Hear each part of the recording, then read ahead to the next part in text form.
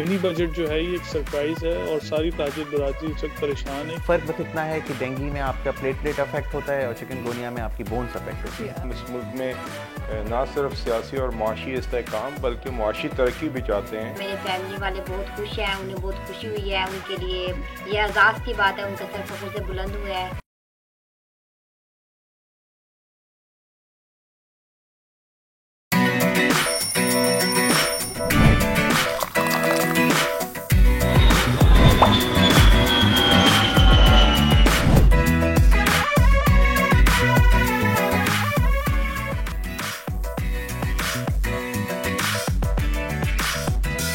अस्सलाम वालेकुम everyone, very good morning. आप देख रहे हैं बोल न्यूज़, प्रोग्राम दुनिया बोल है। मैं हूं आपकी मेज़बान सोनिया, मेरे साथ मौजूद हैं सैयद फैसल करीम। उम्मीद है आप सब खैरियत से होंगे। बाय द वे जुम्मा मुबारक, हम सबको अपनी दुआ में ज़रूर याद रखिएगा। बाय द वे आज मैं जब आ रहा था ऑफिस तो एक अजीब सा वाक़या हो गया। क्या हुआ? वो ये हुआ कि बस वो जो सुबह सुबह रश होता है तो उसमें दो लोग आपस में लड़ पड़े, और जब लड़ पड़े तो जब हम कहते हैं कि सुबह का आगाज़ अच्छा, उनके तो सुबह का आगाज़ अच्छा नहीं हुआ होगा, वो लड़ाई झगड़े। क्या ये लड़ाई झगड़ा ज़रूरी है, वो भी इतना early morning? Exactly, that's the thing. जो चीज़ आराम से और प्यार मोहब्बत से हल हो सकती है वो क्यों नहीं हो सकती? क्योंकि भाई अगर आप मुखलिस हैं तो सबसे ज़्यादा जो अच्छी चीज़ है या सबसे ज़्यादा पुरकशिश जज्बा ही यही है।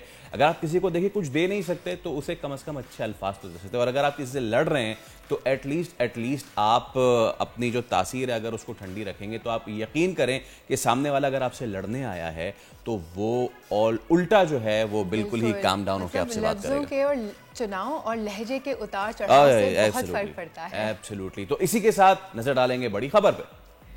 ताजिरों को थोड़ी सी खुशी के साथ मिनी बजट का बड़ा गम। स्टेट बैंक की जानिब से मॉनेटरी पॉलिसी में 2% कमी के ऐलान के साथ ही मिनी बजट की गूंज। टैक्स नादहिंदगान के अकाउंट्स मुंजमद करने की अफवाहों के बाद सनतकारों में हलचल। क्या होने जा रहा है जानेंगे आज के प्रोग्राम में। एशियन हॉकी चैंपियंस ट्रॉफी में कौमी टीम की जबरदस्त परफॉर्मेंस। जापान के बाद चीन को भी मात देकर सेमीफाइनल में पहुंच गए। क्रिकेट से मायूस शायकीन को अपनी जानिब बुला रही है हॉकी। हर जीत के साथ साथ शायकीन की कौमी खेल में दिलचस्पी बढ़ती जा रही है। कराची में बारिशों के बाद वबाई अमराज फूट पड़े। डायरिया, डेंगू और चिकनगुनिया के केसेस में गैर मामूली इजाफा। शहरी कौन सी एहतियाती तदाबीर अपनाकर खुद को महफूज रख सकते हैं, बताएंगे प्रोग्राम में। और जैसा नाम वैसा काम। नवाब शाह के मदद अली सबकी मदद को तैयार। फाटक पे फंसे ट्रक के सामने बरवक्त ट्रेन को रुकवा कर सैकड़ों जाने बचाने वाले हीरो आज बनेंगे दुनिया बोल के मेहमान। बड़ी खबर आपने जानी, और इससे बड़ी खबर क्या होगी कि पाकिस्तान के मईशत के लिए कुछ अच्छी लेकिन कुछ ऐसी खबरें भी आ रही हैं जिन पे बात करना ज़रूरी है। याद आपको होगा 27 जून को एक चीज़ जो है वो ज़बान ज़द आम ख़ास हो गई थी कि हुकूमत ने नॉन फाइलर्स के बैंक अकाउंट बंद करने का फ़ैसला कर लिया है। अब खबर यह है कि हुकूमत मिनी बजट ला रही है जिसमें ना सिर्फ ऐसे अफराद के बैंक अकाउंट्स बंद किए जाएंगे जो नॉन फाइलर्स हैं। क्या आप नॉन फाइलर हैं? क्या आप नॉन फाइलर हैं? तो अगर फाइलर, हैं अल्हम्दुलिल्लाह फाइलर। तो हाँ देख लें, मैं कह रहा हूँ ना अमीर लोगों की बात ही कुछ और होती है। तो जो नॉन फाइलर्स है भाई वो सुन लें कि उनकी न सिर्फ अकाउंट फ्रीज किए जाएंगे बल्कि उनकी जायदाद और गाड़ियां खरीदने पर भी पाबंदी होगी। इस पर बात करने के लिए हमारे पास मौजूद हैं फाहद वही साहब जो कि नायब सदर इस्लामाबाद हैं चेंबर ऑफ कॉमर्स से। उनको वेलकम करते हैं। अस्सलाम वालेकुम sir, welcome to the show. सवाल ज़रा आपसे है कि इतला आई है शायद हुकूमत मिनी बजट ला रही है, क्या इस हवाले से ताजिरों को एतमाद में लिया गया है? देखें, इस वक्त ऐसी कोई सिचुएशन सामने नहीं लाई गई है। ये बड़ी अजीब बात है कि इस वक्त पर जब मईशत एक बड़ी बहरान का शिकार है और जिस वक्त हम सारे एक बड़े क्रंच से गुजर रहे हैं, जहाँ टैक्सेस की भरमार है, जहाँ एनर्जी के क्राइसिस हैं, IPPs के मसाइल हैं।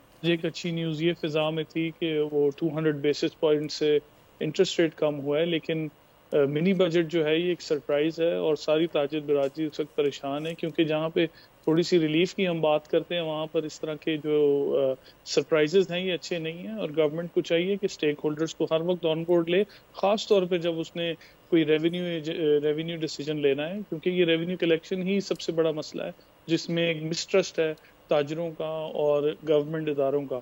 तो आई थिंक ये इस वक्त एक बड़ी सरप्राइजिंग सिचुएशन है पूरे पाकिस्तान के ताजरों के लिए, और ये बड़ी आई थिंक ये लम्हिया फिक्रियाँ हैं हम सब के लिए कि हम इस गवर्नमेंट के लिए कंधे से कंधा मिलाने को तैयार हैं। वो हर उस कदम पर जहां हमारे साथ देना चाहिए उसकी जगह हमारे साथ एक हाइड एंड सीक खेली जा रही है। आई थिंक इसको स्ट्रांगली मैं इसको कंडेम भी कर रहा हूँ, और मैं इस पे बिल्कुल ये स्ट्रॉन्ग कमेंट्स देता हूँ कि जी इसको नहीं होना चाहिए। इस वक्त जब मुल्क को एफडीआई की ज़रूरत है, हमें जॉइंट वेंचर्स की ज़रूरत है, हमें इन्वेस्टमेंट की ज़रूरत है, और इंडस्ट्रियलाइजेशन का जो मसाइल है, you are on the spot. But the thing is के देखिए, नॉन फाइलर्स के लिए जायदाद, गाड़ियाँ ये खरीदने पर पाबंदी का बताया जा रहा है। अब हमारी ताजिर बरादरी तो टैक्स पेयर हैं, ऑब्वियसली कुछ नहीं भी है, लेकिन इन इल्ज़ामात में कितनी सदाकत है कि बहुत से छोटे बड़े ताजिर हैं वो टैक्स बचाने के लिए मुख्तलिफ तरीक़े इस्तेमाल करते हैं?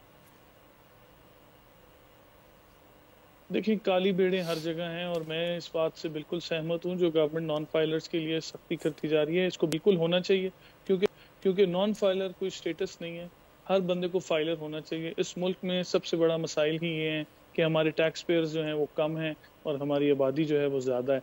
4 मिलियन टैक्स पेयर्स हैं, 27 करोड़ की आबादी है।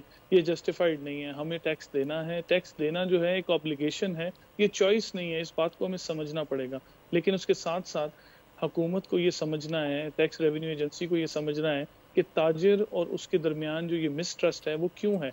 देखिए, ताजिर आज भी टैक्स दे रहा है और देना चाहता है, और अगर बढ़ता है टैक्स तो हम कहते हैं कि बढ़ जाए, लेकिन इस तरह ना बढ़े कि सिर्फ वो बोझ उन्हीं 40 लाख पर रहे जो पिछले 5-10 सालों से हैं। अब उनमें टैक्स नेट में इजाफे की ज़रूरत है, उसमें डिजिटाइजेशन की ज़रूरत है। ये वो मसाइल हैं जो आज के नहीं हैं, ये बड़े पुराने मसाइल हैं, इनको इम्प्लीमेंटेशन की तरफ आना चाहिए।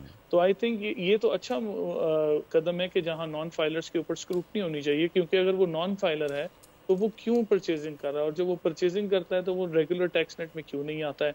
और इसी तरह ये पीढ़ी दर पीढ़ी काम चल रहा है, लेकिन ये अब मेरा ख्याल है बिल्कुल गवर्नमेंट का ये स्टेप बेहतरीन है, और ये स्टेप बहुत पहले लेना चाहिए था, लेकिन देर आए दुरुस्त। इसको मैं खैर मकदम करता हूँ, और पूरे पाकिस्तान के चैम्बर्स की तरफ से इसको मैं सराहता हूँ, क्योंकि ये टैक्स देना जो है हमारी चॉइस नहीं है, ये ऑब्लिगेशन है।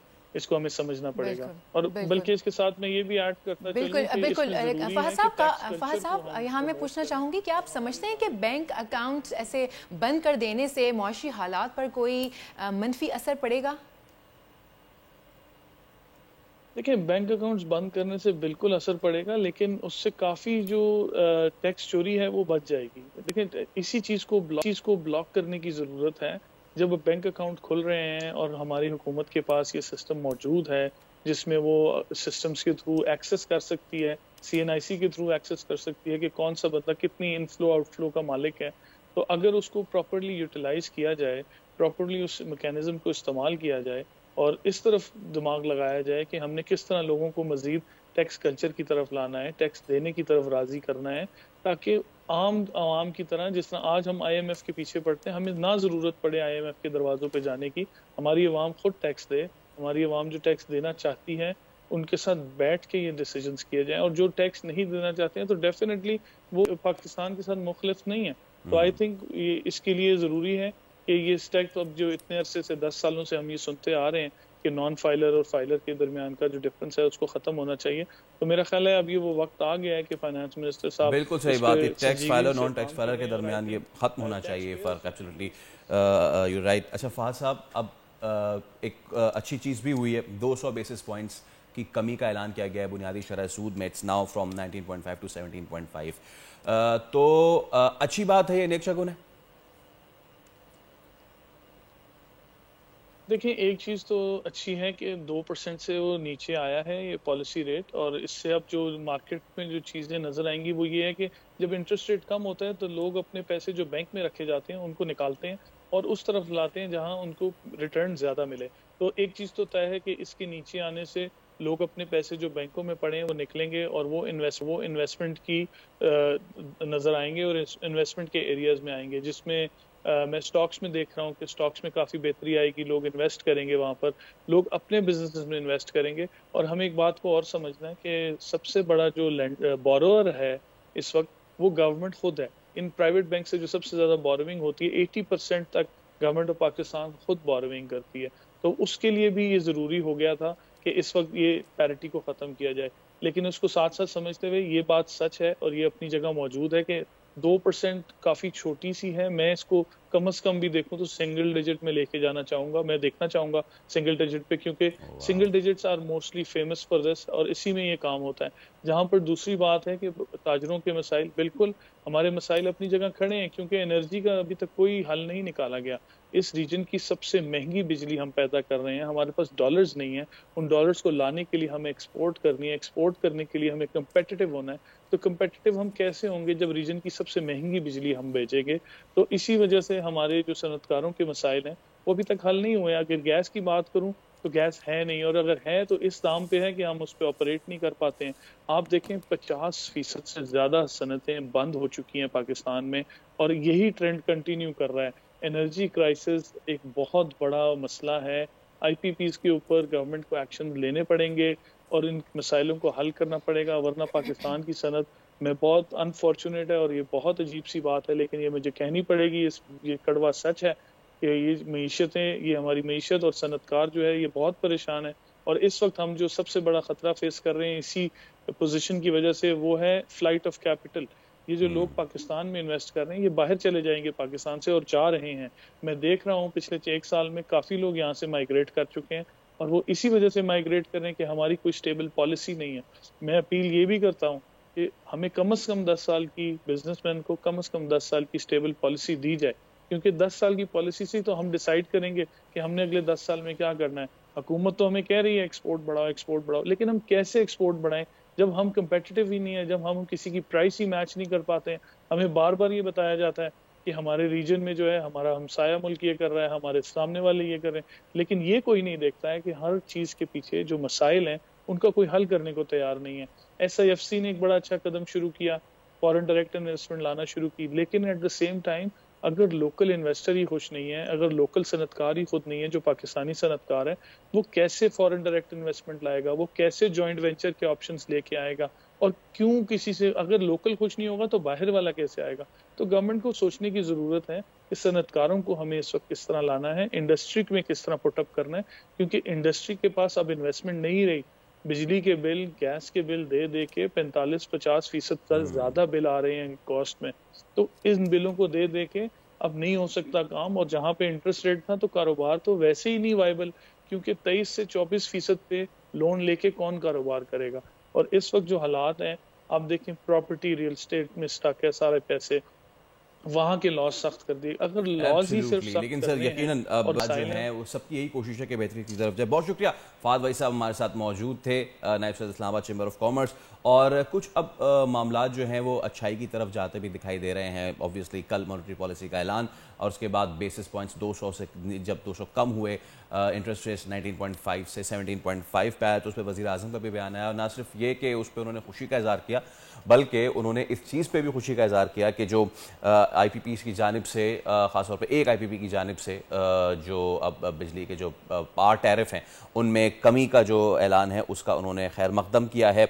और शहरियार चिश्ती साहब जो है उनका ये कहना था कि भाई वसी कौमी मफाद और सारिफ की सलाहियत को मद्देनज़र रखते हुए बिजली की कीमत जो है वो कम होनी भी चाहिए। और उन्होंने इस चीज़ को ऑफर भी किया कि we are ready to lower down the power tariffs. और देखना यह है कि अब इस पे हुकूमत जो है वो किस तरीके से, ऑल्दो कि हुकूमत ने इसको वेलकम किया है, ज़रूरत इस अमर की है कि सिर्फ इसको वेलकम नहीं किया जाए, बल्कि जो लोग अपने तय आगे बढ़ रहे हैं और ख़ुद से ये रियलाइज़ कर रहे हैं कि now it's the time to address the issue, उनकी भी इसी तरीके से हुकूमत जो है वो हाथ पकड़े और उनका भी हाथ बटाए और इस चीज़ को फाइनली हम आगे लेके चलें। बिल्कुल, अब वक्त हो जाता है एक ब्रेक का, छोटी सी ब्रेक लेंगे, ब्रेक के बाद वापस आएंगे और प्रोग्राम को यहीं से आगे बढ़ाएंगे।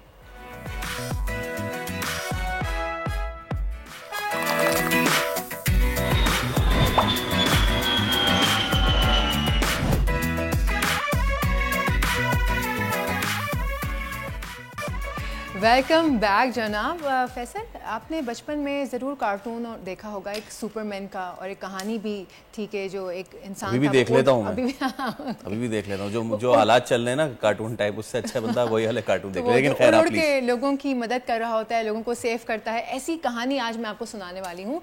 एक जो है ट्रेन हादसे से बच गई, वो ऐसे कि एक साहब ने अपनी पूरी ज़िंदगी समझे दाव पे लगा दी और उन्होंने वो ट्रेन जो है वो बचा ली। और वो तो मुलाजिम थे वहाँ पर, लेकिन उन्होंने इतनी बहादुरी का मुजाहिरा किया। हमारे साथ मौजूद है मदद। आपका सबसे पहले तो शुक्रिया, और शुक्रिया उन तमाम लोगों का कि जिनकी जान आपकी वजह से बची, वरना खाकम बदन कोई बहुत बड़ा नुकसान हो सकता था। वेलकम आपको हम करते हैं, खुशामदीद कहते हैं तो आके भली कार चमड़ता। तो ज़रा बताइए ये किस तरह तमाम तर वाक़या पेश आया और फिर आपने इसको किस तरीके से फिर मामले को हैंडल किया? मैं रेलवे फाटक का मदद वाली हूँ। जैसे ट्रेन वगैरह आते हैं, हमारे फाटक के सामने गोलाई है तो हमारे शहर का फाटक है। टाइम से जैसे गाड़ी सामने आते हैं फिर हम फाटक बंद करते हैं और फाटक जैसे जिस तरह बंद करते हैं, जैसे डाउन वाली साइड है, आप वाली साइड ज़्यादा रश होता है सर, इसलिए जैसे डाउन में रश ज़्यादा था, मैंने फौरी डाउन वाले ट्रैफिक को रोका और वहाँ पे बंद करके फिर अप वाली साइड जा रहा था, जहाँ से रेता भरा ट्रक आ रहा था सर। जब वो सामने आ रहा था मेरे ऊपर ही चल रहा था, उसने कहा बत्तियाँ दे रहा था, लाइटें चल रहा था, मैं निकल जाऊँगा। मैंने इसको रोका ज़बरदस्ती करके, फिर भी अंदर आने की कोशिश की सर। उसका जो एक व्हील रोड पे था, एक व्हील जो है ना कच में फंस गया सर। जैसे वो फंस गया तो सामने से गाड़ी आ रही थी, ये फंस गया तो मैंने फ़ौरन झंडियाँ उठा के गाड़ी की तरफ भागा हूँ। जैसे मेरे तकरीबन 3-4 मिनट मेरे भागने में लगे, 2-3 बार मैं गिरा हूँ, फिर उठ के गाड़ी के सामने पेश हुआ हूँ लाल झंडी दिखा के।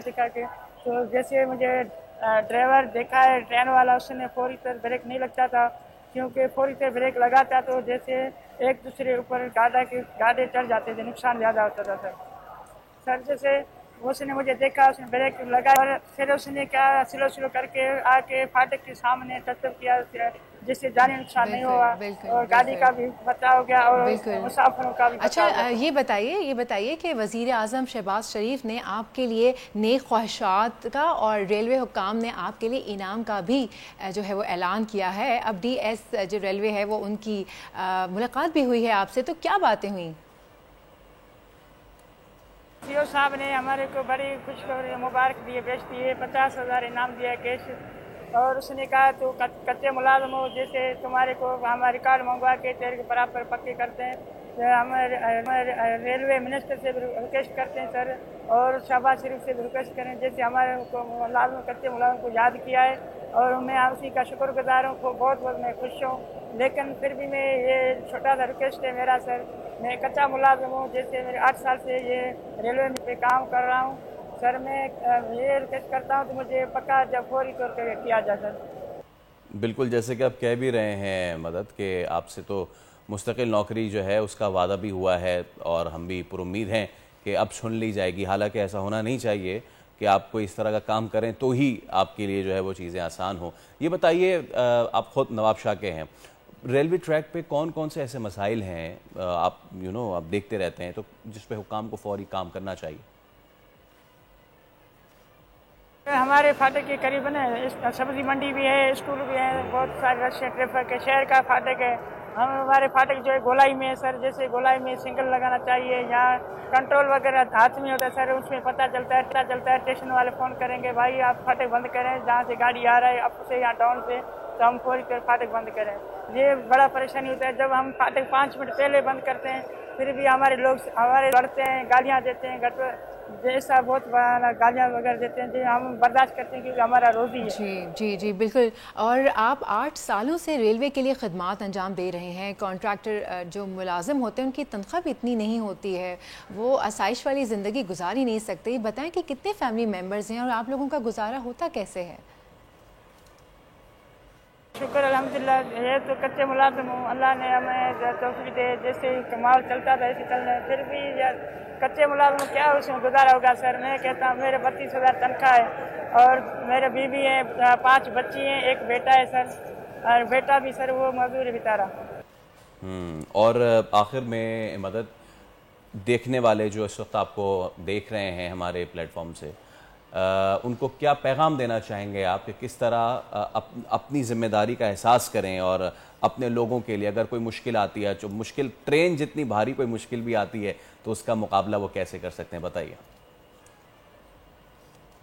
ये तो अच्छी बात है। मैं कहता हूँ जैसे मैंने अल्लाह के फजल से शुक्र है जो मैंने ईमानदारी से बहुत ड्यूटी किया है। जैसे मैंने ईमानदारी से अपने ये ड्यूटी नहीं करता, लापरवाही करता तो ज़्यादा नुकसान हो जाता था सर। इसलिए मैं दुनिया वालों को यही कहता हूँ जो मुलाजिम है या गैर मुलाजिम है वो भी अपना जो हिफाजत या ट्रैफिक से गुजरना भी हिफाजत से जाए आए, और जो मुलाजिम है वो भी अपना ईमानदारी से अपनी ड्यूटी फ़र्ज निभाए, जिससे मैंने अपना फ़र्ज निभा के ड्यूटी निभाया था। बहुत शुक्रिया मदद अली तारिब, मेहरबानी। और जो इन्होंने आखिरी बात की है ना कि सादगी जो है ना वो उसको कहते हैं ना एंड है यहाँ पे। उन्होंने कहा मैं ईमानदारी से अपना काम कर रहा था और मैं दूसरों को भी कहूँगा कि वो ईमानदारी से अपना काम करें।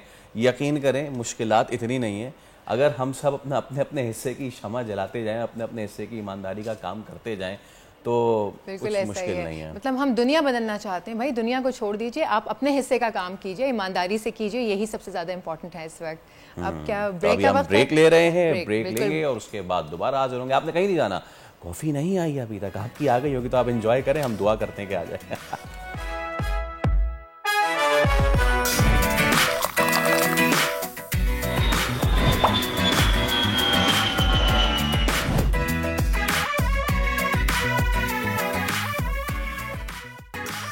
देखिए भाई, अपना और अपने घर वालों का और इर्द गिर्द का बहुत बहुत ख्याल रखिए। इस बात के साथ एक बार फिर शो में आपको खुशामदीद कहूँगा, वो इसलिए क्योंकि बीमारियां जो है ना वो काफ़ी ज़्यादा हो रही हैं। बिल्कुल बिल्कुल। कराची में इस वक्त एक साथ 3 तरह के इन्फेक्शंस फैल रहे हैं जिनसे शहरी बहुत ज़्यादा मुतासर भी हो रहे हैं। टाइफाइड है, बुखार है और साथ साथ चिकनगुनिया।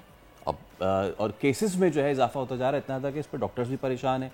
हॉस्पिटल्स में जो है ऑक्यूपेंसी जो है वो बढ़ती जा रही है। ईआर में बहुत ज़्यादा लोग हैं। Doctor Umair medical officer JPMC आज हमारे साथ मौजूद हैं। सबसे पहले डॉक्टर साहब thank you so much for coming. उम्मीद करते हैं आप खैरियत से होंगे, और बट लोग जो है वो खैरियत से नहीं है। सो प्लीज़ हमें बताइए what's going on in Karachi specially after ये जितना रेनी सीजन हुआ रही है। देखिए, बड़ा अफसोस की बात है कि हर 2 साल 3 साल में क्लियर आती है कराची और सिंध में, जिसमें डेंगी, चिकनगुनिया, जिस इन्होंने बताया टाइफाइड, ये तीनों बीमारियाँ जो हैं सर फहरिस्त होती हैं। इस वक्त कराची में डेंगी और चिकनगुनिया जो है वो बुरी तरह से फैला हुआ है। हर 10 में से 1 इंसान जो है वो इससे मुतासर हो रहा है, और अब ये आगे मज़ीद फैलेगा। ये इसी एक सीजनेबल वेदर है उन मच्छरों के लिए जो इसको कॉज करती हैं। अच्छा, जो सबसे एक डिफरेंट बात है वो ये है कि जो आपके नाज़रीन को पता होनी चाहिए कि ये सेम मॉस्किटो है जो चिकनगुनिया कॉज कर रहा है, यही मॉस्किटो है जो डेंगू को कॉज कर रहा है, which is known as Aedes aegypti. Aedes aegypti एक ऐसा मॉस्किटो है जो दोनों को कॉज कर रहा है, और इसी वजह से काफ़ी हॉस्पिटल्स में एक डॉक्टर्स के बीच में कन्फ्यूजन भी आ जाती है कि हम जब डेंगू को टेस्ट कर रहे होते हैं तो डेंगू का पॉजिटिव आता है, मगर प्लेटलेट काउंट नॉर्मल रहते हैं तो हम समझ रहे होते हैं कि ये एक डेंगू का फीवर है, मगर नहीं, वो चिकनगुनिया होता है। दरअसल दोनों के सिम्टम्स भी सेम हैं, दोनों का इंक्यूबेशन पीरियड भी जो है वो ऑलमोस्ट सेम है। फ़र्क बस इतना है कि डेंगू में आपका प्लेटलेट अफेक्ट होता है और चिकनगुनिया में आपकी बोन्स अफेक्ट होती है। डॉक्टर साहब आप कह रहे हैं कि फ़र्क नहीं है ज़्यादा, तो टाइफाइड और ये क्या कहते हैं डेंगू और चिकनगुनिया, अगर किसी को तीनों में से कोई चीज़ है तो हम कैसे इस चीज़ का तयन करेंगे कि आखिर है क्या? आई थिंक मैं अपने आप को रिपीट करता हूँ, मैंने चिकनगुनिया और डेंगू के सिम्टम्स को सेम कहा। Typhoid is something else. Typhoid जो है वो साल्मोनेला टाइफाइड से फैलता है, which is a bacteria, whereas dengue और chikungunya is a viral infection. तो वायरल और बैक्टीरियल में फ़र्क होता है। टाइफाइड को आप कंट्रोल कर सकते हैं बिकॉज उसकी एंटीबायोटिक्स मौजूद है। चिकनगुनिया को, डेंगू को आप नहीं कंट्रोल कर सकते इतनी इजीली क्योंकि उसकी मेडिसिन अवेलेबल नहीं है। आपको सपोर्टिव केयर में ही रहना है। अगर आपको क्या है चिकनगुनिया डेंगू में क्या है, हाई फीवर है।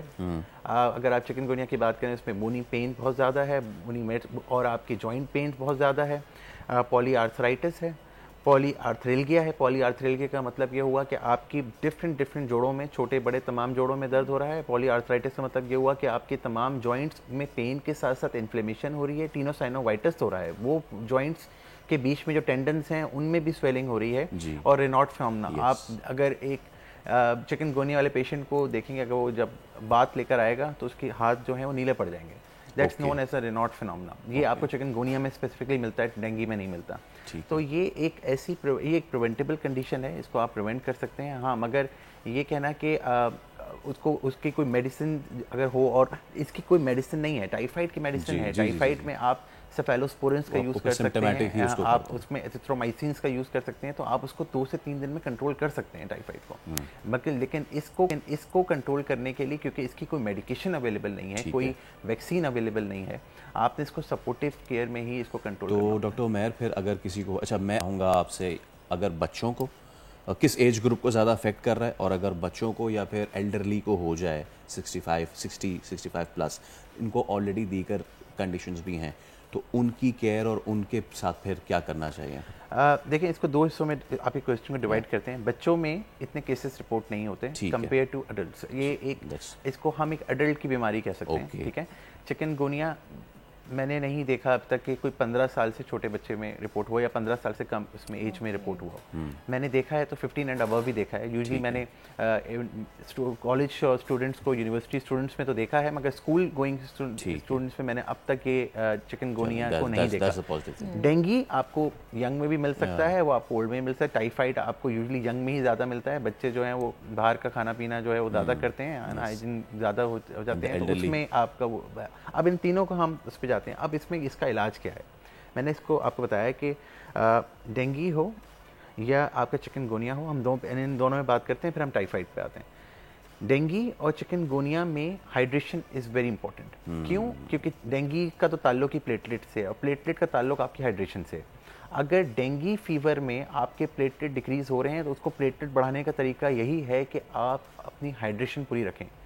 पानी या कोई भी फ्लूइड वो प्लेटलेट को बढ़ाता है, तो वो उसको मेंटेन करता है। फीवर है तो एंटीपायरेटिक्स आप देंगे, पैरासीटामोल कॉमन ड्रग है, ओवर द काउंटर अवेलेबल है, प्रिस्क्रिप्शन की रिक्वायर्ड नहीं है, सेफ़ है to use in chikungunya. In dengue body aches हैं तो ऑब्वियसली आप उसके लिए ब्रॉलफोर्थ ले लेंगे, आप उसके लिए कोई पेन किलर जो हैं वो आइबुप्रोफेन ले लेंगे, वो आप स्टार्ट कर सकते हैं। वैसे sorry to cut you off here, doctor साहब एक चीज़ बताइए, किसी को चिकनगुनिया और डेंगी अगर है, और आपको पता है महंगाई का ये आलम है, अगर टेस्ट करवाने के लिए हॉस्पिटल में जाते हैं तो इतने महंगे टेस्ट होते हैं कि हर कोई अफोर्ड नहीं कर सकता।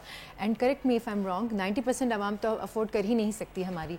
तो घर में अगर किसी को हो जाए तो इस बात का तयन कैसे किया जाए कि आया ये डेंगी है या चिकनगुनिया है? देखिए मैडम, मैं एक गवर्नमेंट हॉस्पिटल में काम करता हूँ। हमारे पास इसके टेस्ट होते हैं, फ्री ऑफ कॉस्ट होते हैं, बिल्कुल फ्री ऑफ कॉस्ट होते हैं। और आप जितने बेसिक टेस्ट हैं जिसमें CBC आ जाता है, UC आ जाता है, LFT आ जाता है, PT-INR आ जाता है, अल्ट्रासाउंड आ जाता है, ये सारे टेस्ट जिन्ना हॉस्पिटल में आपको फ्री ऑफ कॉस्ट मिलते हैं। और एक ही दिन में हज़ारों टेस्ट हो रहे होते हैं और फ्री ऑफ कॉस्ट हो रहे होते हैं। और अब सिर्फ जिन्ना और सिविल को आप हटा दें, बासी को हटाते हैं, अब आई थिंक काफ़ी फाउंडेशंस आ गए हैं। सलानी वेलफेयर जो है वो इसमें बहुत सारे फेरिस्त है, JDC फाउंडेशन है वो बहुत सारे फेरिस्त है। अभी JDC ने अपनी लेबॉर्ट्री स्टार्ट की है, तो आई थिंक अब वो इशू से हम थोड़ा सा वो हो चुके हैं कि अगर हम कहें कि बहुत महंगे टेस्ट है, नहीं, अब आप आई थिंक काफ़ी फाउंडेशन है। इंडस एक ऐसा इदारा है जो तमाम टेस्ट फ्री ऑफ कॉस्ट कर रहा है। Let's pick from where we ended कि आप फ्लूइड्स का बता रहे थे, राइट? बिल्कुल। तो इसमें फ्लूइड्स, अच्छा बहुत सारे मरीज़ कहते हैं पानी पीने का दिल नहीं कर रहा, उसके सोने पे सुहागा, खाना खाने का दिल नहीं कर रहा। देखें, जब बुखार होता है ना, आप देखें कोई भी बीमारी मौत का बायस कब बनती है, it always starts with a fever. कोई बीमारी आप उठा लें, ज़्यादा बीमारियां they always start with a fever. Sepsis आपने एक बड़ी कॉमन वो है, हॉस्पिटल में सबसे ज़्यादा डेथ जो है सेप्सिस से होती है। जब बुखार की कैफियत हो और जिस्म में दर्द हो तो भूख और प्यास नहीं लगती, एक मतली और दिल ख़राब और दिल में एक बोझ जैसी फीलिंग जो है वो आती है। जब ये बुखार आपका उतरता है और आप अपने पेन किलर्स में होते हैं, आप एंटीपायरेटिक्स में होते हैं, तो फिर वो कैफियत भी दुरुस्त हो जाती है। ये सिर्फ 2 से 3 दिन का मरहला होता है। 3 से 4 दिन में पेशेंट जो है उसको भूख भी लगने लग जाती है, प्यास भी लगने लग जाती है। तो ऐसी कंडीशंस में अगर पेशेंट अब खा पी नहीं रहा तो फिर हम IV की तरफ जाते हैं। पहले तो हमारी कोशिश यही होती है, फर्स्ट लाइन तो ये होती है कि आप पेशेंट को ओरल हाइड्रेट करें, ओरली आप उसको फोर्स आउट करें। पानी नहीं पी रहा तो आप जूसेस दे दें, जूसेस नहीं दे रहा तो आप ORS का ओज बनाकर दे दें। मगर अगर वो इससे भी नहीं वो कर पा रहा, क्योंकि डेंगी और चिकनगुनिया में वॉमिटिंग भी एक सिम्टम है। अच्छा, ये दोनों में है या किसी एक में है? दोनों में है, और ये बल्कि तीनों में है। टाइफाइड में भी आपको वॉमिटिंग मिलता है, ठीक है। डायरिया भी अब चिकनगुनिया में मैंने देखा है कि मैंने पिछले हफ्ते में कुछ केसेस देखे जिसमें डायरिया भी चिकनगुनिया में आ रहा था, जबकि ऐसा कुछ सिम्टम पहले हम 2-3 साल पहले जब हम देखते थे तो ऐसे कुछ सिम्टम्स नहीं मिलते थे, मगर अब इस दफ़ा मैंने देखा कि डायरिया भी एक वन ऑफ द सिम्टम्स है चिकनगुनिया। बॉडी के ऊपर डिपेंड करता है कि किसी को डायरिया होगा, लाइक अंदर कोई इम्यूनिटी सिस्टम आपका वीक है, क़ुव्वत मुदाफ़ियत वीक है, तो ज़्यादा चीज़ें उसको होने के चांसेस हैं। आप जैसे इन्होंने अभी कहा कि एज जो है वो फैक्टर है। एक इंसान जो है वो 70 ईयर ओल्ड है, तो आप उसकी इम्यूनिटी, जाहिर सी बात है मेरी जैसी इम्यूनिटी तो नहीं होगी, और जो मेरी इम्यूनिटी है वो उनकी जैसी इम्यूनिटी नहीं होगी, तो हम दोनों की इम्यूनिटी में फ़र्क है। जिसकी अब वीक इसकी इम्यूनिटी है वो ऑब्वियसली उसकी कॉम्प्लिकेशंस भी ज़्यादा होंगे, उसका ड्यूरेशन ऑफ इन्फेक्शन भी ज़्यादा होगा।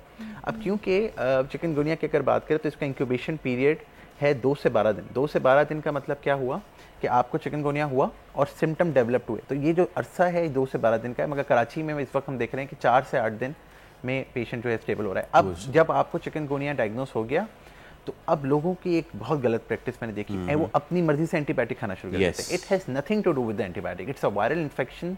ये मैं आपके नाज़रीन को बताता चलूँ, आप एंटीबायोटिक खा के अपने आप को ख़राब करेंगे, सही नहीं करेंगे। बहुत अच्छी बात। ये क्या करते हैं कि अब मैंने कितने केस में जिन्ना में इंटीरियर सिंध से लोग आते हैं, उनको जाहिर सी बात है शऊर नहीं होता, वहाँ पे इतनी एजुकेशन नहीं है, इतना शऊर नहीं है, तो वो अब वहाँ की जो लोकल क्वेक्स हैं उनसे वो एंटीबायोटिक्स ले लेते हैं, और वो 10-10, 15-15 दिन उन एंटीबायोटिक को खाए जा रहे हैं, और उसकी वजह चिकनगुनिया या डेंगू की वजह से तबीयत ख़राब नहीं हो रही है उनकी, उन एंटीबायोटिक्स की वजह से इनको रिएक्शंस हो रहे हैं और उनकी तबीयत ख़राब हो रही है। तो ये जानना बहुत ज़रूरी है कि देखें, अगर आप बैंकर हैं तो आप घर पे तो बैंक का काम नहीं कर सकते ना, आपको जाना पड़ेगा बैंकर के पास। तो आप खुद डॉक्टर ना बने, ठीक है। देखिए हमने डिग्री ली है तो किसी ना किसी वजह से ली है, ठीक है। आप एंकर पर्सन है, अगर मैं आपका काम अपने घर में करने बैठ जाऊं तो वो ये मुझे शोभा नहीं देता। तो बेसिकली लोगों को ये समझना है कि अगर आप बीमार हैं, you have to go to the doctor. आप अफोर्ड नहीं कर सकते, आप गवर्नमेंट हॉस्पिटल्स में जाएं। आप गवर्नमेंट हॉस्पिटल्स में ऐसा नहीं है, वहाँ पे अब ऐसा नहीं कि आप वहाँ पे कोई आपको देखेगा नहीं, अब आपको थोड़ा वेट करना पड़ेगा, बट हज़ारों पेशेंट्स रोज एंटरटेन हो रहे हैं। इसी बात से मुझे याद आया कि वेटिंग तो अब क्योंकि आपने बताया कि पूरी लहर है, सो सिर्फ आखिर में मुख्तसर नबी ऑफ 30 सेकेंड्स मुझे बताइएगा, इस वक्त कितने ज़्यादा पेशेंट्स का इन्फ्लक्स है इन सारे यार? तो इस वक्त काफ़ी ज़्यादा फुल हैं जीपीस मेरे, क्योंकि मैं जैसा जनरल प्रैक्टिशनर भी प्राइवेटली काम करता हूँ, और प्राइवेटली भी मैं देखता हूँ कि रोज़ के 7-8 पेशेंट में मैं एक अपनी ओपीडी में चेक कर रहा होता हूँ। ये एक अच्छा खासा फ्लो है प्राइवेट ओपीडीज में। प्राइवेट ओपीडीज में तो इसका मतलब the moral of the story इसके पहले तो आप सेल्फ मेडिकेशन ना करें, बिल्कुल, और दूसरी चीज़ क्वैक्स के पास ना जाएं, खुदारा अपना ख्याल रखें। Doctor Umar, thank you so much for your time. आपने जो इन्फॉर्मेशन देना दैट्स एब्सोल्युटली वैल्यूएबल। तो भाई बहुत अच्छी इन्फॉर्मेशन दी तो जो चिकनगुनिया और ये सारी चीज़ें आपको हो रही हैं, तो बराए करम बराए मेहरबानी सबसे पहले तो घबराइए नहीं, डॉक्टर के पास जाइए और ख़ुद से दवाएं खाना ना शुरू कर दीजिए, कि खुद से पानी पीजिए, खुद से सेब वगैरह खाइए। आपने सुना होगा नीम हकीम खतरा जान। हाँ, तो ऐसा ही है, वो यही चीज़ तो है। ना आप किसी नीम हकीम के पास जाएं और ना अपने लिए जान का खतरा बनाएं। हम आगे बढ़ते हैं, हम प्लेटफॉर्म से अपने कोशिश करते हैं उन यादों को भी ताज़ा रखें कि जो हमारे लिए बाइसे मसरत रही हैं। हम बात कर रहे हैं लेजेंड अदाकार लहरी। बिछड़े उन्हें 12 बरस तो बीत गए, लगता नहीं है कि वो गए भी हैं, क्योंकि उनके वो बरजस्ता जुमले और उनकी मज़ाहिया अदाकारी और फनकारी, जो the timing of the comedy was absolutely spot on. 38 साल का करियर, 300 से ज़ायद फिल्मों में उन्होंने अदाकारी के जौहर दिखाए। बिल्कुल ऐसे ही है, और मनफी किरदारों में भी हकीकत का रंग भरकर शायकीन से खूब दाद समेटी। कई बरस तक तो मुसलसल लाजवाब परफॉर्मेंस पर मुसलसल 11 मरतबा निगार अवार्ड अपने नाम किया। चेहरों पर मुस्कुराहटें बिखेरने वाले सैफुल्लाह सिद्दीकी उर्फ लहरी 13 सितंबर 2012 को खालिक हकीकी से जाम मिले। तो ब्रेक लेते उसके बाद दोबारा हाजिर होंगे। Don't go anywhere, stay with us, क्योंकि आप देख रहे हैं दुनिया बोल है।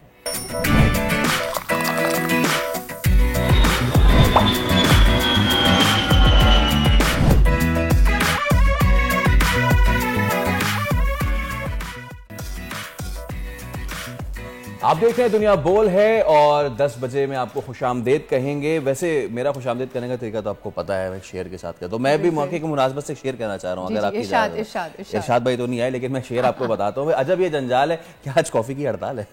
हाँ वाकई, लेकिन खैरियत क्या, एनर्जी नहीं है। देखिए, एनर्जी हो या ना हो, और हम तो एनर्जी जो है उसका एक बूस्टर आपके सामने रखते हैं। और पाकिस्तान में जब बात करते हैं एनर्जी बूस्टर, कोई भी टॉपिक, वो क्या होता है? पॉलिटिक्स। अब पाकिस्तान की सियासत उतार चढ़ाव, कभी कुछ हो रहा है।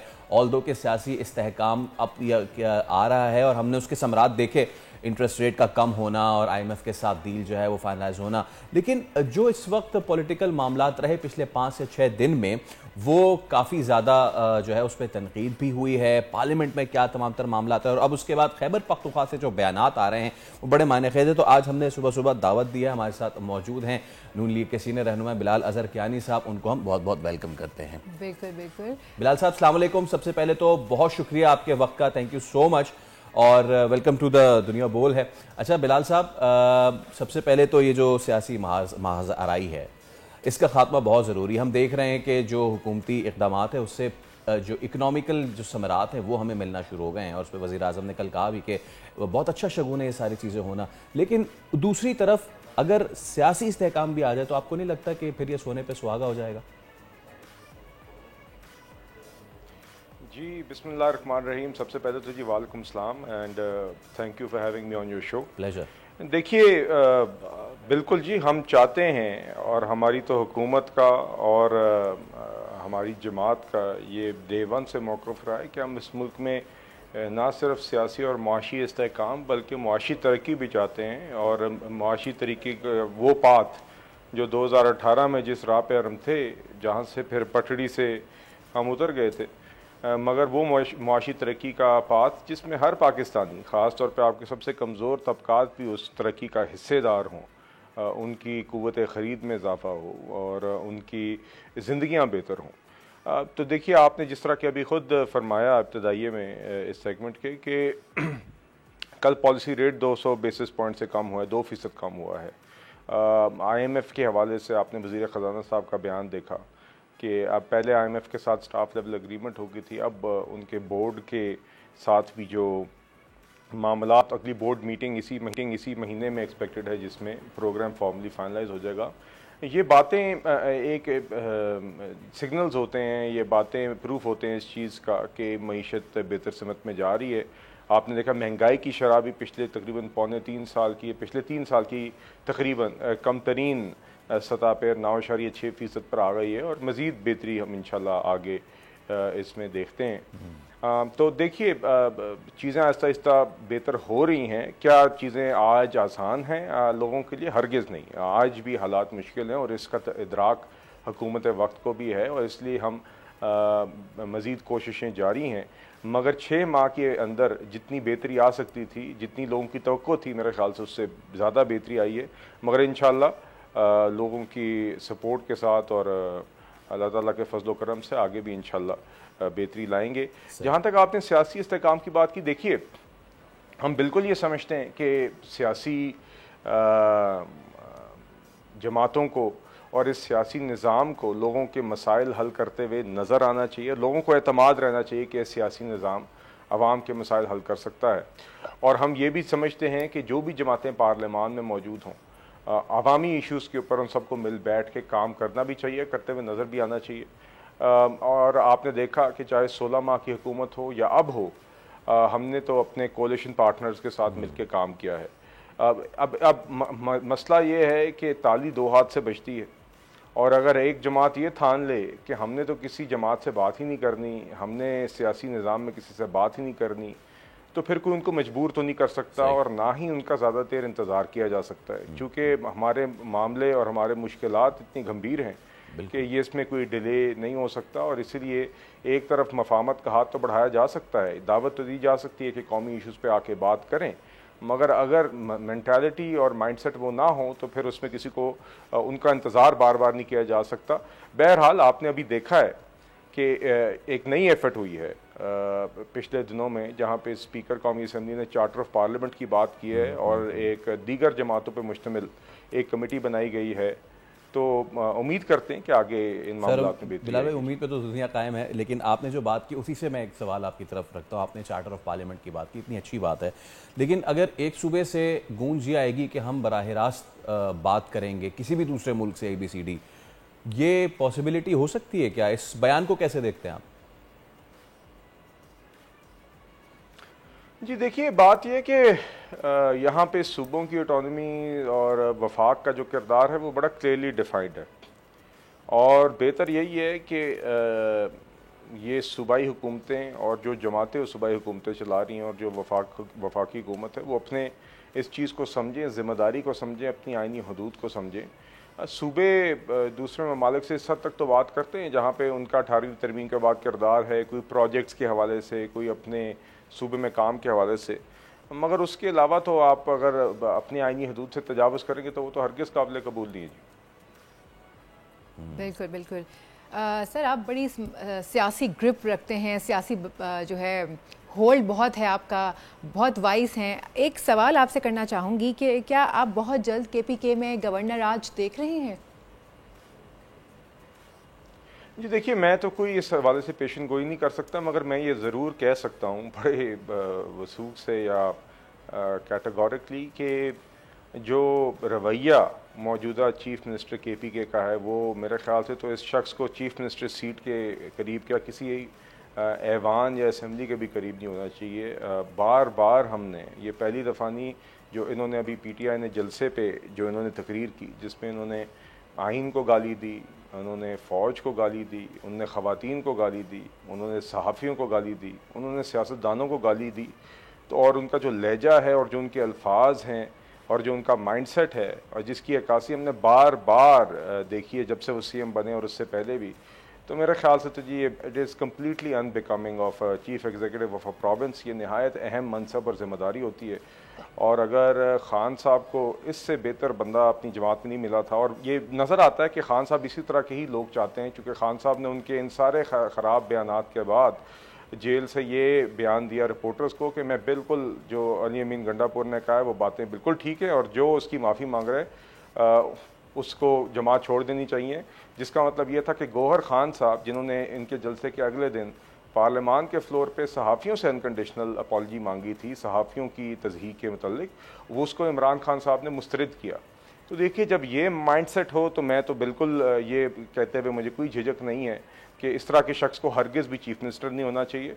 और खैबर पख्तूनख्वा के जो लोग हैं, जो बाशऊर लोग हैं, they deserve better than this. अच्छा बिलाल साहब, अब मामला ऐसे हैं कि इस्लामाबाद में जो होना था वो हो गया, अगले चंद दिनों में लाहौर की जानिब एहतजाज के लिए किसी हुजूम की आमद का इम्कान है। अगर ऐसा होता है तो फिर क्या होता देख रहे हैं, किस तरीके से निपटा जाएगा? जलसे की इजाज़त दी जाएगी, नहीं दी जाएगी? एहतजाज करने दिया जाएगा, नहीं करने दिया जाएगा? जी देखिए, ये तो अब इंतज़ामिया जो लाहौर की है वो इस पर फैसले करेगी या कोई NOCs तय करेगी, जो भी तरीक़ेकार है।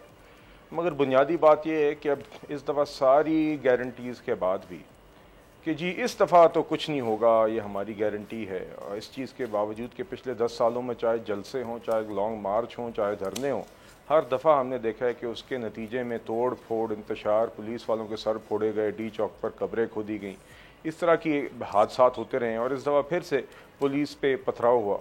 तो क्यों है ऐसा कि जब भी PTI को जलसा करती है तो इस तरह के हादसात होते हैं? दीगर और जमातें भी सियासी काम करती हैं मगर उनकी इस तरह की तारीख नहीं है जो पिछले 10 सालों में PTI की है।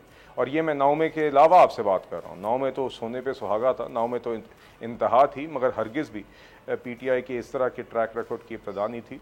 तो बहरहाल देखिए, एज ए पॉलिटिकल वर्कर तो मैं कहता हूँ कि कोई भी सियासी जमात हो अपना जलसा आए पुरअमन तरीके से करके अपना काम करे और चला जाए। मगर मसला यहाँ पे ये है कि इस जमात की एक तारीख बन गई है। और अब आप मुझे बताइए कि एक ऐसा जलसा जो इस्लामाबाद में हुआ जिसकी मरकज़ी तकरीर ही ओए तोए थी, जिसकी मरकज़ी तकरीर ही ये थी कि हम चढ़ाई करेंगे, जिसकी मरकज़ी तकरीर में ही ना सिर्फ खातून की, ना एक खातून चीफ मिनिस्टर पंजाब की बतौर खातून और बतौर चीफ मिनिस्टर दोनों बहुत ही नीच अल्फाज में तौहीन की गई है।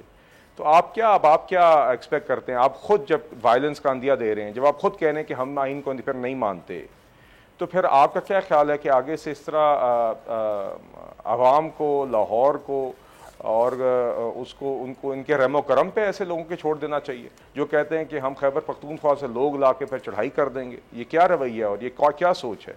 तो देखिए, कोई भी पुलिस वाला भी नहीं चाहता कि अपने सर फुड़वाएं इनसे, कोई लाहौर की इंतज़ामिया भी या सूबा ये नहीं चाहता कि उधर की आवाम को एट रिस्क करे इन लोगों के शौक़ पूरे करने के लिए जो बार बार सियासत के लबादे में वायलेंस करते हैं।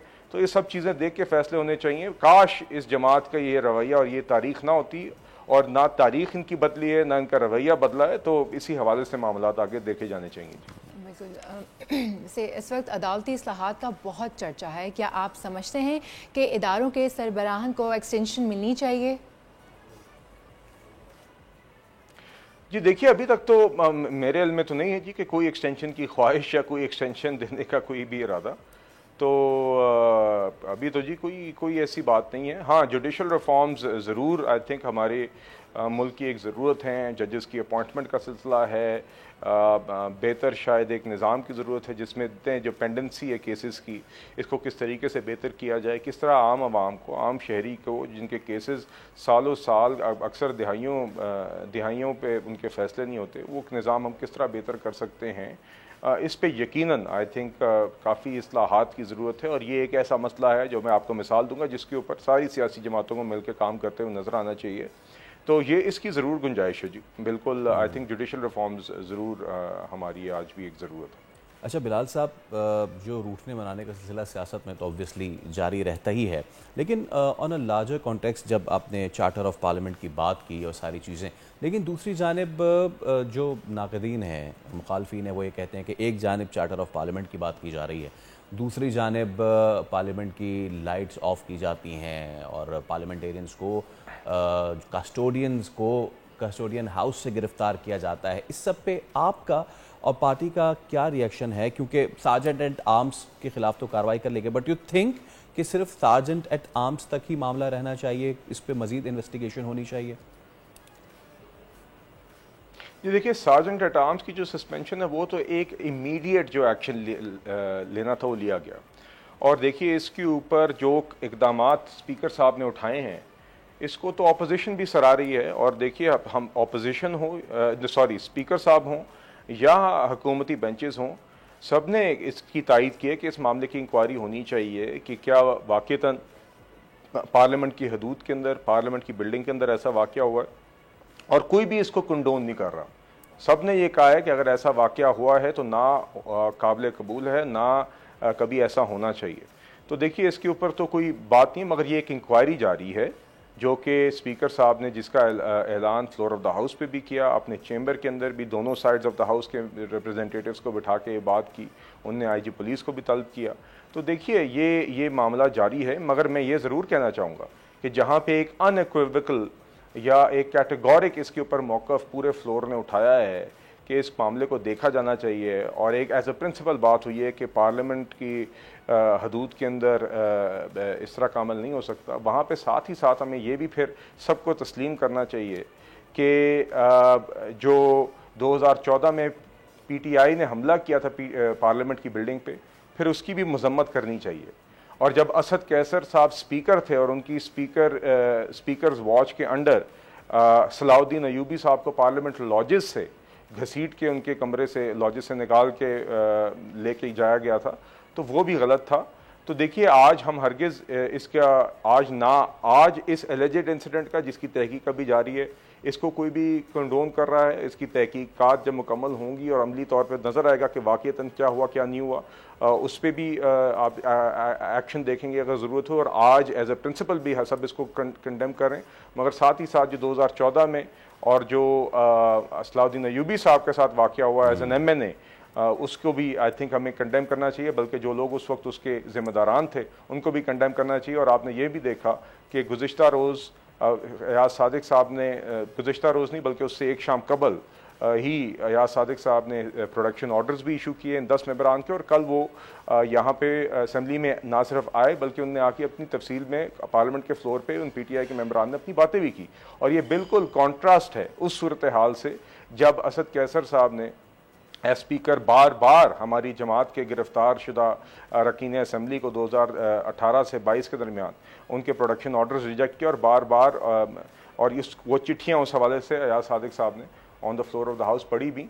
तो देखिए, ये ज़रूर एक सबक भी होना चाहिए। और अगर वाकई में पार्लियामेंट के तकद्दुस की बात करनी है तो फिर जो लोग आज इस पे बातें कर रहे हैं उनको अपनी गलतियां भी तस्लीम करनी चाहिए। 2014 का हमला भी पार्लियामेंट के ऊपर, उसको भी कंडेम करना चाहिए। और जो सलाउद्दीन अयूबी साहब को असद कैसर साहब की इजाज़त से उनके पार्लियामेंट लॉजेस से घसीट के निकाला गया, उसको भी उनको माफ़ी मांगनी चाहिए और मानना चाहिए कि उन्होंने ये गलत किया था। ओके, बहुत शुक्रिया बिलाल कियानी साहब, दुनिया बोले को वक्त देने के लिए।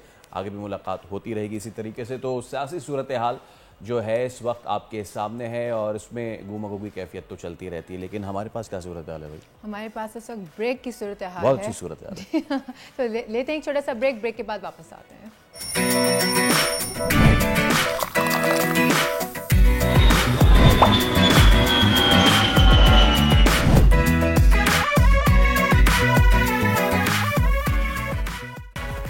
वेलकम बैक जनाब।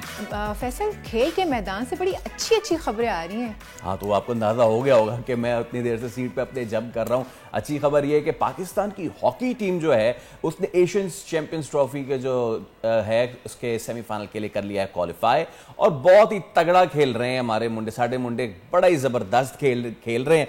पाकिस्तान ने चाइना को जो है वो 5-1 से जो शिकस्त दी है चाइना के होम ग्राउंड में, उसमें तो मज़ा ही आ गया है। और कल के मैच की परफॉर्मेंस की बात की जाए तो शाहिद हन्नान 2 गोल, नदीम अहमद 2 गोल, 5 गोल से हमने चाइना को हराया है। तो हमारे साथ आज टीम के 2 बड़े ही ज़बरदस्त खिलाड़ी Sufiyan Khan drag flick specialist हमारे साथ मौजूद हैं, और राना वहीद अशरफ। बहुत ही ज़बरदस्त आउटस्टैंडिंग परफॉर्मेंस आप दोनों की। तो राना वहीद और सुफियान, सबसे पहले तो भाई आपको सेमीफाइनल में जाने पे बहुत बहुत मुबारक। हमें पता है कि आपका लंच और ट्रेनिंग सेशन सब है और उसके बावजूद आपने हमारे लिए टाइम निकाला, बहुत बहुत शुक्रिया। तो सबसे पहले सुफियान, आपसे हम आगाज़ करते हैं। सर, कैसी परफॉर्मेंस दुनिया देख रही है, कैसी परफॉर्मेंस जा रही है, कैसा मोराल है आप लोग का इस वक्त? अल्लाह का शुक्र है, बस ये आप लोग की दुआ है। और एक टीम वर्क है जो मतलब फौज का प्लान होता है, और बस इस तरह ही चल रहा है। और राना साहब, सिंस आपका सरगोदा से ताल्लुक़ है, तो मैं चाहूँगा कि बताएं ज़रा कि कैसी आप लोगों की इस वक्त मोराल है और कैसा आप लोगों का पूरा टीम यूनिट है। हम सबको पता है, हम अनफॉर्चुनेटली हॉकी के हवाले से अच्छी खबरें नहीं सुन रहे थे, लेकिन अजलान शाह के बाद अब एशियन चैंपियंस ट्रॉफी, मतलब हम being a hockey fan, being a sports fan, बहुत ही खुशाइंद बात है। आप लोगों का मोराल कैसा है वहाँ पर, ज़रा बताएँ राना साहब।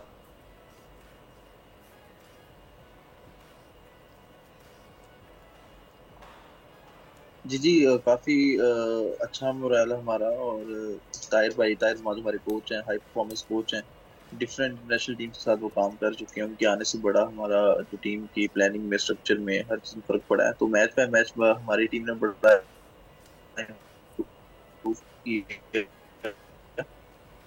और कल के मैच की जीत के बाद कर लिया, और हमको उम्मीद है कि इंशाल्लाह जो है वो फाइनल इस बार जीत कर आएंगे। और टीम बड़ी अच्छी शेप में और अच्छी जो है वो लग रही है कि इंशाल्लाह जिसका कॉम्बिनेशन बना हुआ प्लेयर्स का आपस में, और आई थिंक सो कि इस बार अच्छा होगा इंशाल्लाह। अजलान शाह के बाद इस टूर्नामेंट में भी हम अच्छे परफॉर्मेंस देकर आएंगे इंशाल्लाह। बिल्कुल करेंगे। अच्छी बात है ये जो आप लोगों का इतना मोराल। वैसे तो अनफॉर्चुनेटली हमें माजी में कोई इतनी अच्छी खबरें नहीं मिल रही थी, और हम क्रिकेट की तरफ से भी बड़ी उदासी थी पूरे जो पाकिस्तानी हैं क्रिकेट लवर्स। लेकिन हॉकी ने अचानक से जो है ना वो एक शाहकार प्लेयर्स जो हैं वो हमारे सामने आए हैं, और हम खुद अब जो है ना हम हॉकी से बड़ी उम्मीदें लगाए बैठे हैं। फाइनल तक हॉकी लेके जाने का जो है वो चांसेस हैं कि आप लोग माशाल्लाह फाइनल भी जीतेंगे। ये है कि अभी तो हमने सेमीफाइनल के लिए क्वालिफाई किया है, एक पूल मैच बाकी है, और वो है हमेशा के आर्च राइफल भारत से। तो उसके लिए क्या तैयारियां सुफियान भाई? इंडिया के साथ तो बस सबको पता है, आवाम भी बड़ा इंतजार में, और हम भी काफी देर बाद हमें इंडिया के साथ मैच मिले, तो इंशाल्लाह मोराल भी हाई है, और आप लोगों को खुशखबरी देंगे इंशाल्लाह आप लोगों की दुआ से। इंशाल्लाह। राना साहब, तुम्हारी तैयारी कैसी है इंडिया के खिलाफ? जी, वजन A1 तैयारी बड़ी अच्छी तैयारी है, और अभी उसी के हवाले से हम मीटिंग कर रहे थे अपने कोच के साथ। टीम की मीटिंग थी, तो कुछ चीज़ें जो हमने वो उनकी जो अच्छी चीज़ें भी हैं, जो बुरी चीज़ें भी हैं, कमी कोताही उनकी टीम्स में है, वो सारी जो है वो उसको हमने लुकअप किया है। तो आज जैसे कि कल का मैच आपको बड़ा अच्छा मैच देखने का मिलेगा, क्योंकि वो ओलंपिक्स में लगातार 2 ब्रॉन्ज मेडल हासिल कर चुके हैं। अभी लास्ट मंथ ही वो ब्रॉन्ज मेडल जीते हैं ओलंपिक्स में। उनकी क्योंकि उनकी जिस तरह आप कह रहे हैं कि हॉकी से कोई अच्छी खबर नहीं आ रही, चीज़ का एक ये बड़ा फुकदान है हमें बजट का, और मतलब हॉकी टूर्स के लिए हमें मैचेस ही नहीं मिलते। इंडिया की टीम टॉप 10 जो है टीम्स के साथ लगातार पूरा साल मैचेस खेलती है। पाकिस्तान टीम का खिलाड़ी जो है वो साल में 10 से 15 मैचेस खेलता है, और इंडिया की टीम जो टॉप टीम्स की खेलती है तकरीबन 50 मैच उस साल के बच्चों को खिलाती है। तो डेफिनेटली जब वो अच्छी टीम से कम्पीट करेंगे तो कॉन्फिडेंस भी अच्छा होता है, और उनका खेलने में भी निखार आता है। तो अगर इस चीज़ों पे हमारी भी हुकूमत इस तरफ तवज्जो देना स्टार्ट की है शहबाज शरीफ साहब ने, और हमारी लास्ट अजलान से भी बड़ा सपोर्ट की है। अभी इस टूर में भी तो इसी तरह अगर हम पर भी इन्वेस्ट किया जाए, हम पर भी थोड़ा किया जाए, तो बेहतरी आ सकती है बहुत जल्द पाकिस्तान हॉकी। ये बात तो है, ये आपने बिल्कुल सही कहा कि जितने आपको मैच प्रैक्टिस मिलेंगे उतना ज़्यादा बेहतर होंगे। अच्छा सुफियान, अब मुझे ज़रा जो अब तक टूर्नामेंट हुआ है उसके हवाले से बताइए। आपने मलेशिया को आपने ड्रॉ किया, आपने कोरिया को ड्रॉ किया, उसके बाद जापान जिसने अजलान में आपको टफ टाइम दिया था, इस बार तो जापान को हरा ही दिया। चाइना का तो जो किया वो आपने किया ही। तो अब तक का टूर्नामेंट सारी टीम्स को कैसे रेट करेंगे, कैसे कैसे इनके खिलाफ खेला आपने? टीम जापान की टीमें सारी अच्छी है तकरीबन, लेकिन जिस तरह हम पहले मतलब ड्रॉ कर दिया हम 2 मैच, उसमें हमने काफ़ी जो मिस्टेक किए थे वो अगर देखा जाए हमारा ना कार्ड का मसला हो गया था। कार्ड हमें बहुत मिले थे, तो उसके बाद हम टीम मीटिंग होती है हर मैच के बाद, तो यही बात हो रही थी कोच प्लानिंग साथ से, बस सिर्फ मसला यही था कार्ड का। तो कार्ड हमने थोड़ा सा कम करके फिर वही टीम थी हमने जीत भी लिया। और अजलान शाह में हम अच्छे खेले थे, लेकिन वो काफ़ी भी मिस्टेक हुए थे, तो वही हमने फिर उस पर काम करके तो आज इंशाल्लाह हम जीत गए फिर जापान से, चाइना से भी। अच्छा मैं एक सवाल सुफियान आपसे और करूँगा, क्योंकि आप ड्रैग फ्लिक स्पेशलिस्ट हैं और जब भी ड्रैग फ्लिक का जिक्र आता है तो सिर्फ पाकिस्तान नहीं, मेरे ख्याल से रहती दुनिया तक एक ही प्लेयर है उसका नाम आएगा, सुहेल अब्बास। ठीक है, और आज तक उनके रिकॉर्ड पे करीब भी कोई नहीं पहुंचा है। तो आपकी भी गालिबन वही इंस्पिरेशन रही होगी? जी बिल्कुल, सुहेल अब्बास हमारे लिए एक ऑनर है, और सुहेल अब्बास के नाम सुन के तो हमने हॉकी स्टार्ट की थी कि सुहेल अब्बास की, जब स्कूल में हमने हमारे किताब में ये सुहेल अब्बास, तो उसको देख के और उसको सुन के हमने हॉकी स्टार्ट की। और सुहेल अब्बास अभी तकरीबन ये महीने पहले आने से पहले वो एक दफ़ा मुझे मिला भी था। अच्छा। तो हाँ, उसने 1-2 चीज़ें भी मुझे बताई, मैंने कहा इंशाल्लाह इसके ऊपर काम करो, तो बहुत खुशी हुई उसके साथ मिलके। अच्छा, वैसे आप दोनों से मेरा एक सवाल है, मैं जानना चाहती हूँ कि ऐसी कौन सी टीम आपके मुखालिफ आती है जिसको देखकर आप सोचते हैं कि इसको तो हम बताते हैं, अब आओ तो ज़रा मैदान में अभी बताते हैं, कौन सी टीम है ऐसी? मेरे ख्याल टीम इस सवाल पे बड़ा मुस्कुरा भी रहे हैं आप, बता दें जल्दी से। मतलब इंडिया के साथ ही थोड़ा सा है कि मैच आए तो इनको वो हराएं, और उनके साथ एक डिफरेंट जो है वो सारा टेम्पो होता है मैच का, आवाम भी देख रही होती है और जीतना देखना चाहती है पाकिस्तान को।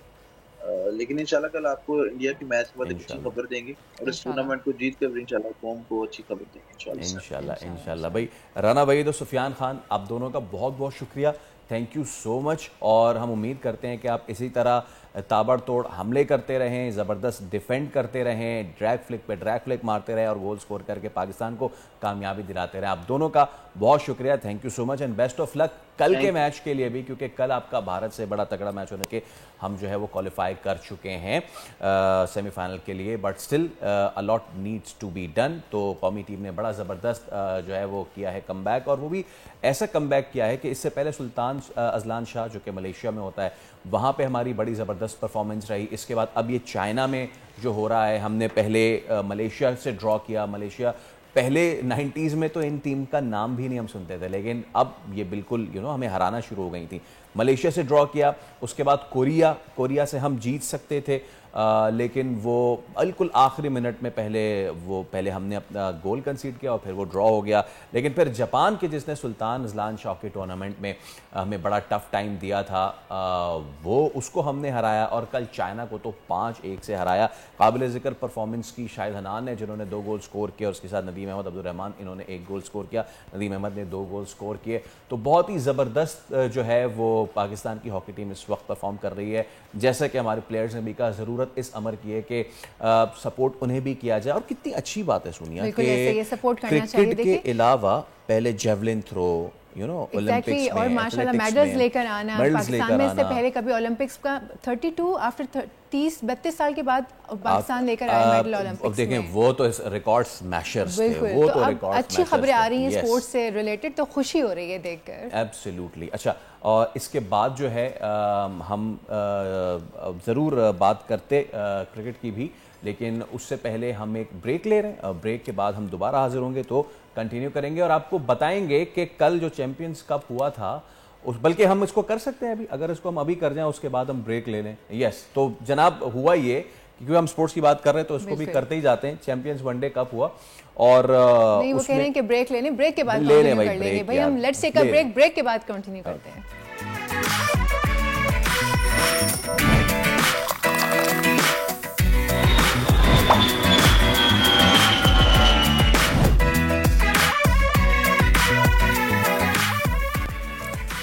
अरे ओ सांभा जी सरदार, कितने आदमी थे? आदमी एक था, मारे 6 छक्के हैं। हम बात कर रहे हैं चैंपियंस वनडे कप की। इफ्तिताई मैच था कल और पता भी नहीं होगा अगली टीम को कि उनको क्या टकराने वाला है। मारफोर्स ने पैंथर्स को 160 रन से हराया और इसमें जो काबिले जिक्र परफॉर्मेंस थी वो थी जनाब अब्दुल समद की, और उन्होंने तो मतलब कमाल कर दिखाया ना। कामरान गुलाम की बात की, he is absolutely knocking at the doors, लेकिन अल्लाह के वास्ते जो काम है वो दरवाजे की दस्तक को सुन ले, ऐसे प्लेयर्स को आने दे। अब ये जो बाकी रह गए थे ना पुराने वाले, उनको जरा बोले आप रेस्ट करें और टेल एंडर बने, आगे बढ़े। बिल्कुल ऐसा ही है। अब बात करेंगे कुछ रहीम यार खान के हवाले से। रहीम यार खान के एक मेहनत कश की साहबजादी ने Bahawalpur intermediate board arts group के इम्तिहान में 1084 नंबर हासिल करके फर्स्ट पोजीशन हासिल की है।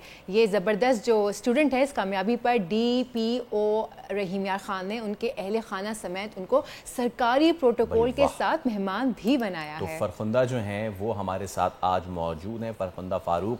फरखुंदा अस्सलाम वालेकुम। सबसे पहले तो आपको बहुत बहुत मुबारक हो, और ये बताइए सबसे पहले कि आपके ख़ानदान में कौन कौन है और आपके वालिद साहब क्या काम करते हैं?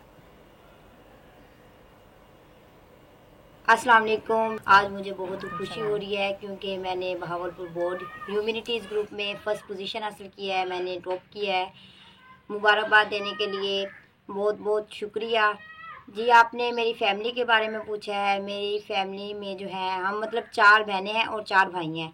जो मेरी बहनें हैं, बड़ी बहन है जो वो जवान है, जो बड़ी बहन है उसने 5 बार कुरान पाक हिफ्ज़ किया। उसके बाद दूसरे नंबर पर मैं हूँ, और इसके बाद जो छोटी हैं वो भी पढ़ रही हैं, स्टडी कर रही हैं। और हम बहनों के बाद जो हैं 4 भाई वो छोटे हैं, वो भी छोटी क्लासों में तालीम हासिल कर रहे हैं। और जो मेरे वालिद साहब हैं वो एक मजदूर आदमी है, मेहनत मजदूरी करते हैं एज अ फार्मर। बिल्कुल बिल्कुल बिल्कुल। वैसे बताइए इस पोजीशन लेने के बाद फैमिली के रिएक्शंस क्या हैं? अब्बू तो आपके बड़े ही खुश होंगे। जी, इस पोजीशन के बाद जो है मेरे फैमिली वाले बहुत खुश हैं, उन्हें बहुत खुशी हुई है। उनके लिए ये एजाज़ की बात है, उनका सर फ़ख्र से बुलंद हुआ है। तो स्पेशली जो मेरे अब्बू हैं वो बहुत ज़्यादा खुश हैं, मेरी वालदा भी खुश हैं, लेकिन मेरे अब्बू भी बहुत ज़्यादा खुश हैं। और उनकी खुशी की वजह भी बनती है क्योंकि वो एक मज़दूर आदमी है, लेकिन उन्होंने फिर भी मेहनत मजदूरी करके रुखी सुखी खा के उनका जो शौक़ था, उनका जो पैशन था, वो चाहते थे कि मैं आगे पढ़ूँ, अपनी तालीम जारी रखूँ। तो उन्होंने इन मुश्किल हालात में भी मुझे पढ़ाया, और मैंने ये जो कामयाबी जो है, जो मैंने अचीवमेंट है, जो मैंने अचीव किया है, तो इसका क्रेडिट भी है वो भी मेरे वालिद साहब को जाता है, क्योंकि इसके पीछे उनकी मेहनत और उनका जो ताउन है, उनकी शफ़क़त है। तो मेरे वालिद साहब भी बहुत ज़्यादा खुश हैं, उन्हें भी बहुत खुश। अच्छा, ये बताइए फरखुंदा कि आपने टॉप किया माशाल्लाह इंटरमीडिएट आर्ट्स बोर्ड में, तो ये बताएं कि घर आपका कहाँ है, वहाँ से कितना फासला है आपके कॉलेज का? जी, मैंने भावलपुर बोर्ड जो आर्ट्स ग्रुप है, ह्यूमैनिटीज़ ग्रुप है, उसमें मैंने टॉप किया है, मेरी फ़र्स्ट पोजीशन बनी है। और जो मेरा घर है वो 123 PTP में है, और जो मेरा कॉलेज है वो सुपीरियर कॉलेज है। मैंने सुपीरियर कॉलेज से स्टडी किया ना, तो सुपीरियर कॉलेज रहीम यार खान, इन दोनों के दरमियान जो है 25 किलोमीटर का फासला है। तो ये फासला जो है पहले मैं बाइक पे तय करती थी।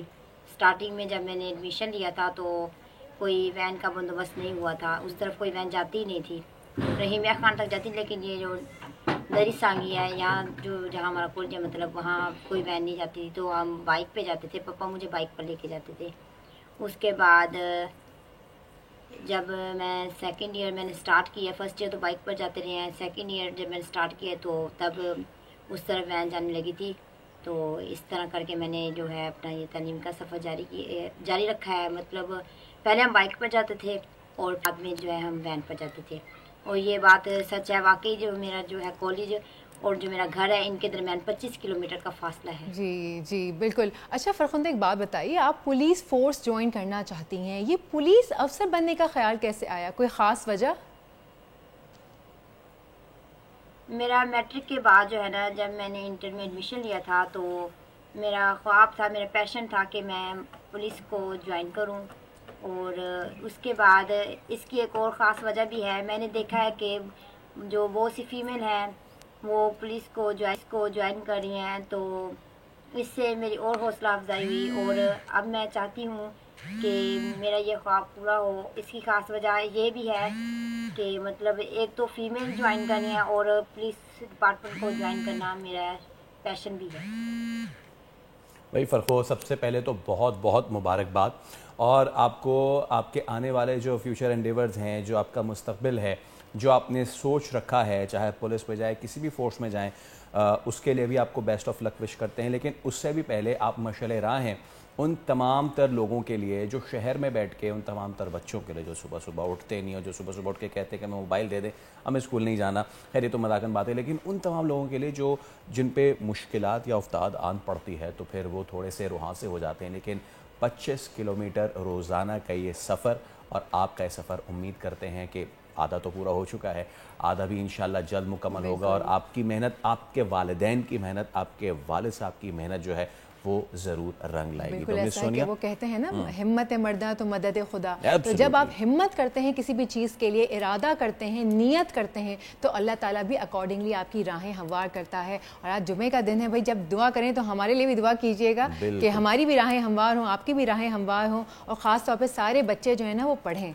जो बदीन के हालात हमने देखे हैं अभी तक वो मेरे दिल पे छाए हुए हैं, तो बस जब मैंने ये स्टोरी देखी तो मैंने कहा अल्लाह ताला कुछ ऐसा हो जाए कि बदीन के भी जो 20,000 प्लस बच्चे हैं वो भी पढ़ाई की जानिब रागिब हो जाएं। और वो रागिब होंगे या नहीं होंगे, रागिब तो वो हैं, लेकिन वहाँ सैलाब है, हुकूमत रागिब नहीं है। हुकूमत रागिब भाई, हमारा काम है कि हम इसी तरह रागिब करवाते रहेंगे और आपसे रोज़ाना आके मिलते रहेंगे। अब आपसे मुलाकात होगी पीर को, तब तक रखिए अपना ख्याल, खुश रहें, खुश रखें, आस पड़ोस का ख्याल रखें, और हमें दुआ में ज़रूर याद रखें। आपसे मुलाकात होगी पीर को, अब तक के लिए अल्लाह हाफ़िज़। अल्लाह हाफ़िज़।